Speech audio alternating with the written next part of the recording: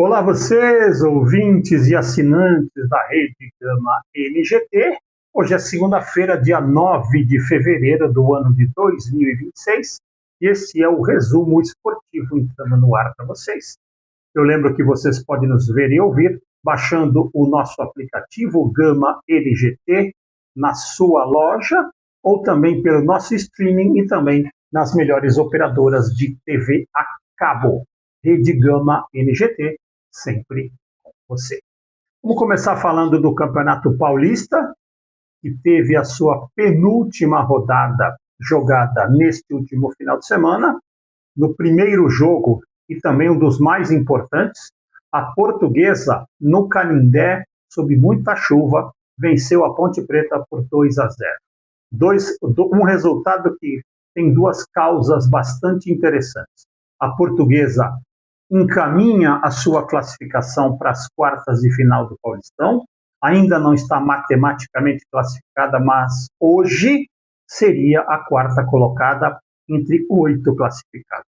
Grandes chances para esse time da Portuguesa, que vem mostrando uma evolução tática. Jogou uma partida muito boa contra o São Paulo, sucumbiu ante o Guarani, mas nos últimos 2 jogos, jogando fora de casa, contra o Primavera de Indaiatuba e depois em casa contra a Ponte, acabou fazendo valer o seu melhor jogo atualmente e venceu. E a Ponte Preta, infelizmente, acaba num ano que ela subiu para a Série B por questões econômicas, financeiras e de uma administração complicada, acaba sendo rebaixada para a segunda divisão estadual. Sinal vermelho aceso para o povo de Campinas, a tradicionalíssima macaca campineira, já entra na Série B pressionada e já entra, entre aspas, como um dos favoritos a descer para a Série C. Não tem dinheiro e o time que está em campo não tem condições de se manter nem numa Série B.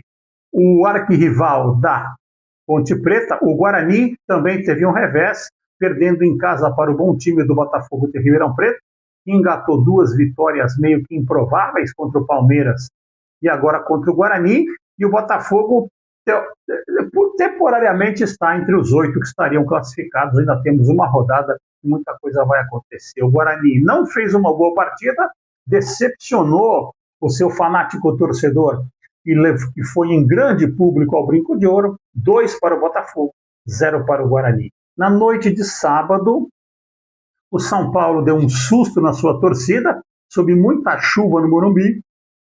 O bom time do Primavera de Indaiatuba saiu na frente por 1-0, mas aí o técnico Crespo fez algumas alterações no decorrer da partida e o São Paulo acabou virando, ganhando por 2-1, e o São Paulo, que até a semana passada a gente imaginava poderia ter problemas para se manter na Série A do Campeonato Paulista, acaba até brigando por uma vaga nas quartas de final. Esse Campeonato Paulista muito equilibrado, vai trazer emoção até a última rodada. O São Paulo hoje estaria classificado, mas ainda temos uma rodada pela frente. O São Paulo vai a Campinas jogar contra a rebaixada Ponte Preta. Isso pode até facilitar o tricolor do Morumbi. No jogo que, na minha opinião, seria o mais importante da rodada, ontem à tarde, Noroeste Santos no Alfredo de Castilho, em Bauru, o Noroeste acabou perdendo para o Santos por 2-1. A equipe do Santos ela tem muitos problemas em campo, ela não consegue desempenhar, jogou praticamente o tempo todo, com um tempo inteiro, com um jogador a mais, e acabou sofrendo contra o Noroeste de Bauru. O Santos saiu na frente, o Noroeste empatou, o Santos virou, mas o Santos fez o segundo gol, mas o goleiro Gabriel Brazão de novo foi o destaque da equipe santista, ou seja, o Santos, mesmo com a mais, acabou sofrendo muito para, em conseguindo essa vitória, escapar do problema que seria uma briga por rebaixamento. Então, o Santos escapa, tem ainda um jogo teoricamente vencível, se é que existe essa palavra, na última rodada, e pode até o Santos acabar entrando entre os 8, uma coisa que estava improvável até uma semana atrás. 2 para o Santos, 1 para o Noroeste, partida jogada na cidade de Bauru ontem à tarde. o Capivariano que estava todo mundo dando como morto, bateu o bom Mirassol em Capivari, 1-0, resultado importantíssimo para o Capivariano, que, além de manter o Capivariano na Série A do Paulista do ano que vem, deixa a equipe de Capivari com chances de brigar por uma classificação. Mais à frente a gente vai passar como está a classificação do Paulistão e todos verão que essa vitória foi fundamental. Sinal vermelho aceso para a equipe do Mirassol, uma equipe que se reformulou, saíram muitos jogadores, entraram novos jogadores e o técnico Guanais ainda não conseguiu fazer esta equipe jogar. A equipe vem jogando bem, não vem jogando mal. Ontem foi uma partida ruim da equipe do Mirassol, mas em outras partidas que a equipe perdeu, principalmente para o Palmeiras, a equipe jogou bem, mas acabou não conseguindo converter as oportunidades que teve. Ano passado, o Mirassol era cirúrgico, era uma equipe que não perdia gols. E esse ano, a equipe está falhando em termos de finalização. Então, o Mirassol perdeu por 1-0, fica muito difícil a classificação do Mirassol, não depende apenas de si, mas está garantido na Série A do Paulistão do ano que vem e tem muitos torneios a jogar. Vai jogar Libertadores, vai jogar Copa do Brasil, está jogando a Série A. Então, realmente, a equipe do Mirassol terá um calendário um pouco diferente neste próximo ano. No outro jogo também de ontem à noite, o Velo Clube empatou com o Bragantino 1-1, um resultado que mantém o Bragantino na terceira posição e deixa o Velo numa situação muito complicada. O Velo seria hoje a segunda equipe rebaixada, junto com a Ponte Preta, mas o Velo Clube depende de uma vitória na última rodada, jogando contra o Santos na Vila Belmiro. Ou seja, a situação da simpática equipe de Rio Claro fica muito, muito difícil para o ano que vem. Eu já ouso dizer que Velo Clube e Ponte Preta deverão estar na Série B do Paulistão do ano que vem. Esses foram alguns dos jogos que abordamos neste primeiro tempo do nosso resumo esportivo. Resumo esportivo este que vai voltar já já no nosso segundo tempo, onde a gente vai abordar o clássico, o derby Corinthians e Palmeiras, jogado em Itaquera ontem, e mais outros campeonatos regionais, o Carioca, o Gaúcho, o Mineiro, o Paranaense. Vamos falar um pouquinho do Super Bowl, vamos falar um pouco dos Jogos de Inverno, vamos falar do título da Supercopa Brasil, Copa do Brasil, a Supercopa de Futebol Feminino, que teve a sua final no último final de semana. O resumo esportivo vai fazendo a sua primeira parada e volta já já com o nosso segundo tempo. Voltamos para o segundo tempo do nosso resumo esportivo. Vamos abordar neste bloco prioritariamente o derby Corinthians e Palmeiras. Corinthians e Palmeiras jogaram ontem na Neoquímica Arena, com mais de 40 mil pessoas presentes. Fizeram, na minha opinião, o melhor clássico do ano no Paulistão. O Corinthians fez um bom jogo, o Palmeiras, na minha opinião, sucumbiu à equipe corintiana no primeiro tempo. O Corinthians teve algumas oportunidades de gol, a mais importante delas, o pênalti marcado pelo árbitro Rafael Claus do goleiro Carlos Miguel no zagueiro Gustavo Henrique. Muita polêmica. Eu não marcaria o pênalti, porque quando o Carlos Miguel acerta o jogador Gustavo Henrique, a bola já não está mais em disputa. Ouvimos muitos especialistas dizendo, e eu acredito que esse seria um pênalti que não deveria ter sido marcado. Mas o Claus marcou, tivemos já na história do futebol brasileiro muitos pênaltis assim marcados, e eu discordei de todos eles. Pênalti, na minha opinião, inexistente. Memphis Depay se preparou para bater, e na hora da cobrança ele acabou deslocando o goleiro Carlos Miguel, mas acabou escorregando e a bola acabou indo bizonhamente à esquerda da meta, saindo para delírio da torcida palmeirense, que não estava presente ao Neoquímica Arena, mas que estava torcendo muito em casa e na região ali, na zona oeste de São Paulo. Vem o segundo tempo e o Corinthians continua jogando bem. O técnico Abel Ferreira fazendo as alterações, mudando a forma de jogar, mas não conseguia o Palmeiras encontrar uma maneira de reter a bola e de não sofrer a pressão da equipe corintiana. Mais um bom jogo nesse segundo tempo, jogado em Itaquera. O Corinthians pressionou, arrematou muitas vezes. Carlos Miguel fez pelo menos 2 milagres, 2 defesas muito importantes. Ele, que vem sendo muito criticado por falhar em lances capitais das partidas, acabou ontem sendo o grande herói, o grande responsável pela vitória alviverde. Resultado que estava se encaminhando para o 0-0, quando, num contra-ataque, o Maurício arrematou de média distância. Muita gente diz que o Hugo Souza falhou. Eu não acredito que tenha sido falha nele, foi um chute muito forte. Ele acabou soltando a bola para dentro da área e o Flaco Lopes, aos 39 do segundo tempo, acabou fazendo o gol da vitória palmeirense. O Palmeiras, que não vencia em Itaquera há muito tempo, acabou vencendo. Merecidamente ou não, o futebol, ele é assim, ele se desenrola dessa forma. Se a gente analisar, neste clássico, o Corinthians foi melhor do que o Palmeiras. Mas não foi tão melhor assim para a gente dizer que o resultado foi injusto. O Palmeiras soube se defender, Carlos Miguel, quando foi chamado, atuou, e na hora que o Flaco Lopes teve a sua chance, ele acabou guardando e fazendo 1-0 para o resultado que classifica o Palmeiras matematicamente, junto com o Novo Horizontino, deixa o Corinthians numa situação um tanto quanto perigosa. O Corinthians não pode, se o Corinthians perder na última rodada, o Corinthians vai acabar não se classificando para as quartas de final. Um resultado muito bom para o Palmeiras.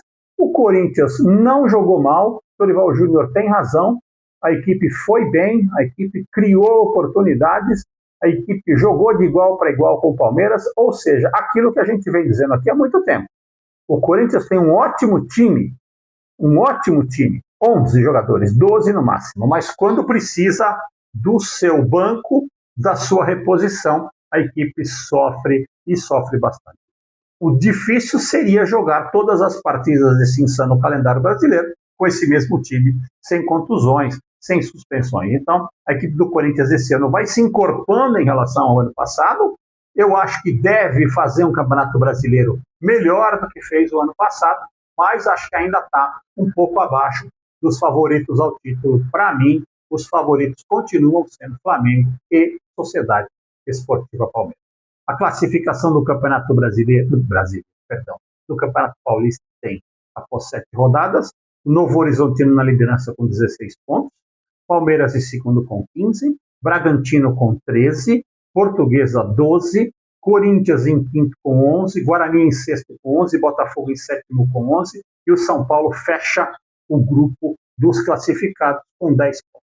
Também com 10 pontos, mas perdendo nos critérios, está o Capivariano. O Santos tem 9, Mirassol 8, São Bernardo 8, Primavera de Indaiatuba e Noroeste de Bauru 7, Velo Clube em penúltimo 5 e a Ponte Preta 1 ponto. A última rodada vai ser jogada no domingo de Carnaval, com jogos eletrizantes, e teremos muita briga, na minha opinião. Apenas 4 equipes estão mais ou menos confortáveis. 2 matematicamente, Novo Horizontino e Palmeiras, 2 praticamente classificadas, Bragantino e Portuguesa, e o resto é uma briga insana. Neste Campeonato Paulista, que teve um regulamento bastante discutido, mas que está trazendo muita emoção para esse início de temporada. Início de temporada que tivemos também no futebol paranaense. As quartas de final já foram vencidas e já temos o emparceramento das semifinais.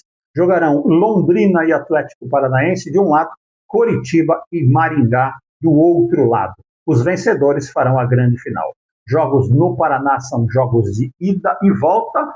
Londrina e Coritiba têm a vantagem de fazer o segundo jogo, o jogo de mandante na volta. Então, o Atlético recebe Londrina, depois visita Londrina, o Coxa vai a Maringá e depois recebe o Maringá. Os 2 vencedores farão a grande final.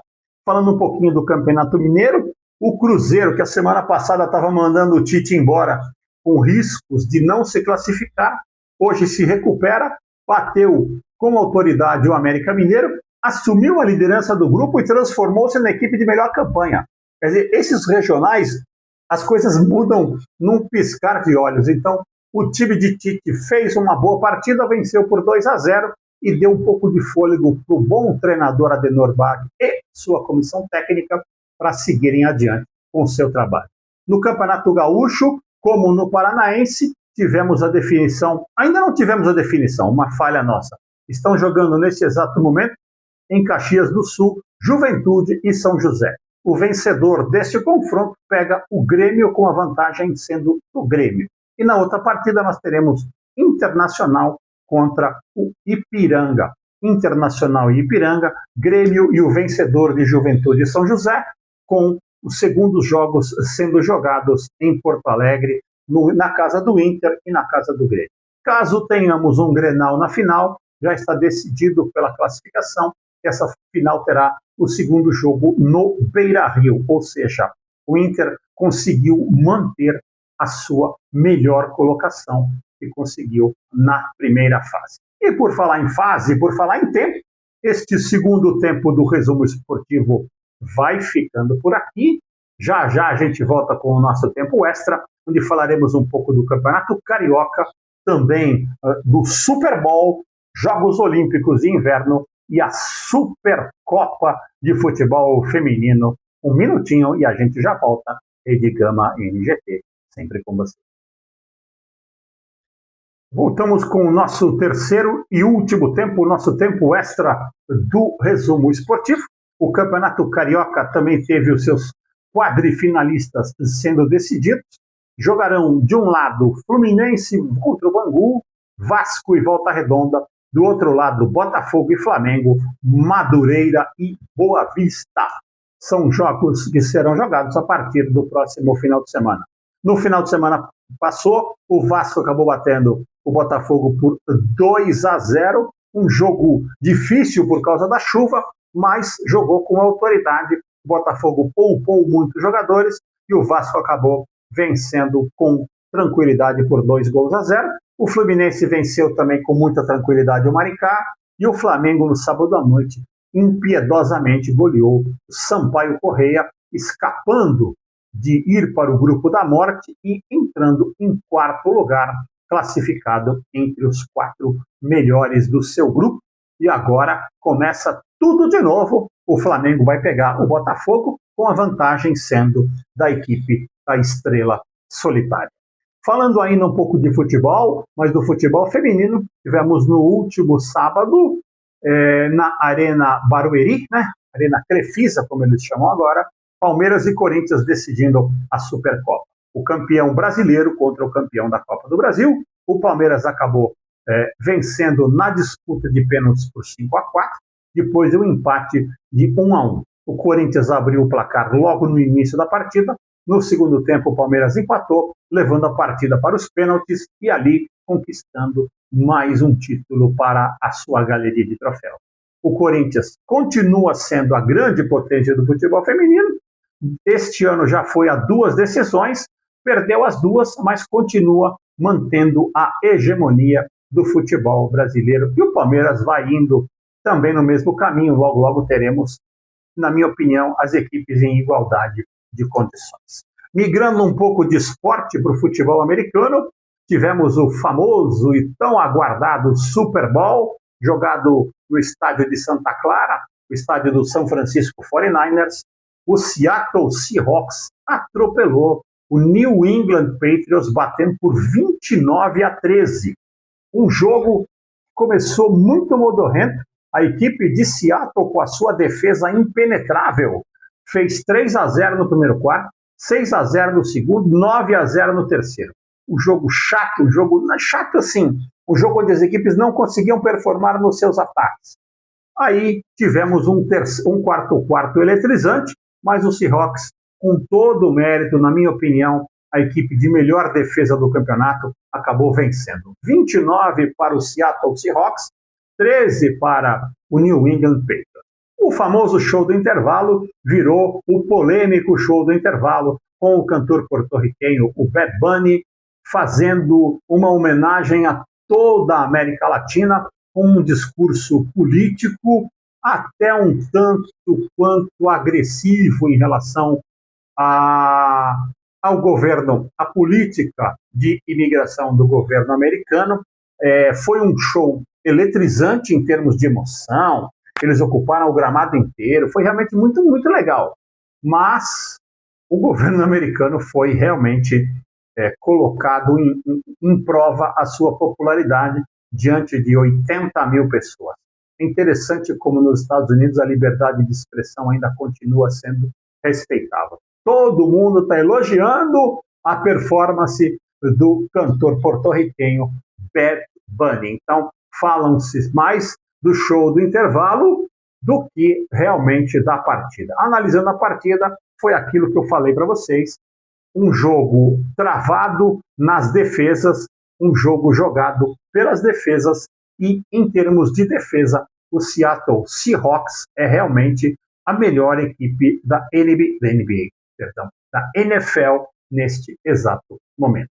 Migrando um pouco agora para belíssimas paisagens dos Jogos Olímpicos de Inverno, estão rolando na cidade de Milão e nas montanhas de Cortina d'Ampezzo, na Itália, os Jogos Olímpicos de Inverno, e a gente está acompanhando, né? São esportes que a gente, teoricamente, não tem muito conhecimento, mas o visual é maravilhoso e realmente vale muito a pena ver. Infelizmente, tivemos um acidente gravíssimo com a campeã olímpica americana Lindsey Vonn, que na descida de downhill ela acabou sofrendo uma fratura na sua perna esquerda.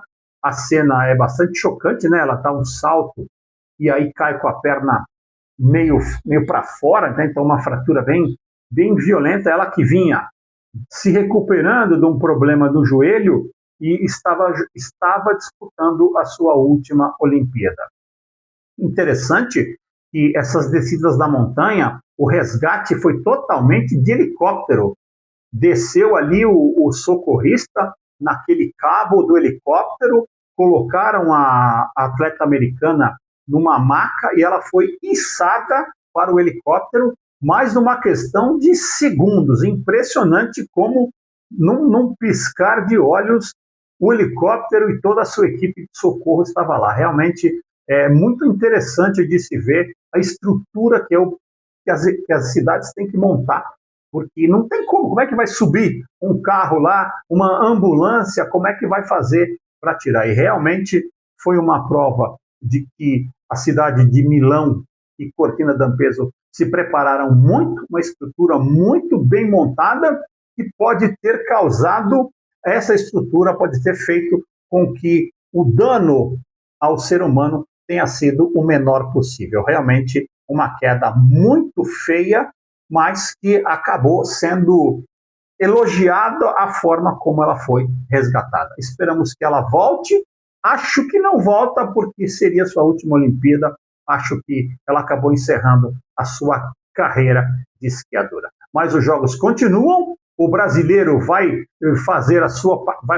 o brasileiro norueguês vai ter a sua participação nos dias 14 e 16 de fevereiro, e com certeza o resumo esportivo vai estar acompanhando para vocês, levando os resultados e falando deste belíssimo evento. Quem não viu, procura, está passando na televisão aberta, na televisão fechada, vale muito a pena assistir. É um evento muito gostoso, muito bom de se ver, apesar do nosso conhecimento técnico ser quase zero. A gente só sabe quem ganhou porque quando eles divulgam a nota, a gente fala, a nota maior é melhor do que a nota menor. Esse é o conhecimento técnico que o brasileiro tem desses jogos de inverno que são jogados na cidade de Milão e Cortina d'Ampezzo.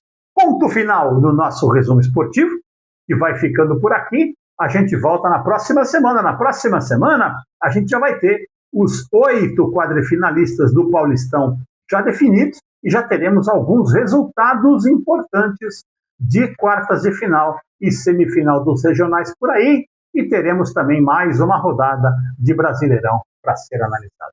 Uma excelente semana a todos e não se esqueça, Rede Gama NGT, sempre.